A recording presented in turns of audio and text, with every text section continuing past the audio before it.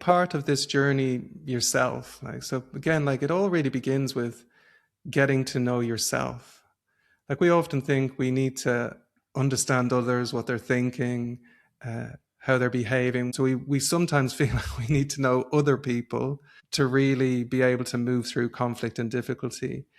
I would say, certainly in my own experience, we don't really need to know what anyone else is thinking other than ourselves.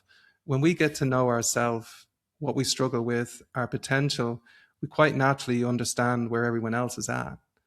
And so I think this process of turning into your inner life, as you start to relate to that potential within you and you start to do that inner work to become free of those mental habit patterns and conditioning, I think on one level, you understand yourself better.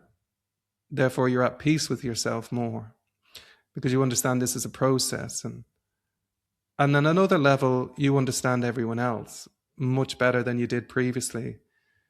Because the expectations that we have that people should be perfect are so unrealistic. And often we have that expectation of ourselves that we should behave perfectly in a world where clearly we're not able to. So I think what happens is when you get to know yourself better, you get to understand everyone else better.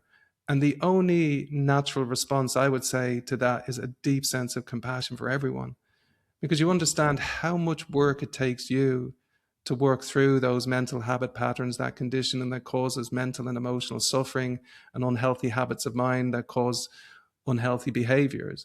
How much work it's taking you to do that. And then you understand with compassion and zero judgment how many other people are actually doing that work in this world today. And therefore, you get to a place where you're increasingly at peace with the reality that you're in. Basically, suffering and problems are normal. Somebody suffering, you or others, are having problems is entirely normal.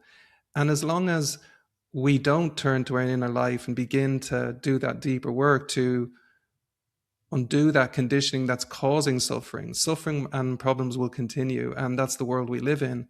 So there's a certain mental stability that comes from that.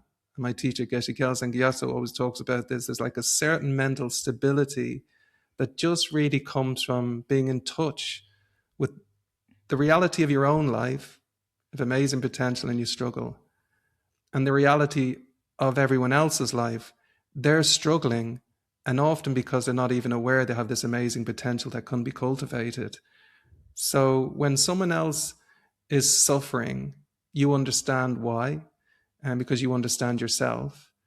And at the same time, you understand they have the potential to move beyond that one day if they wish. Just understanding suffering and problems are normal.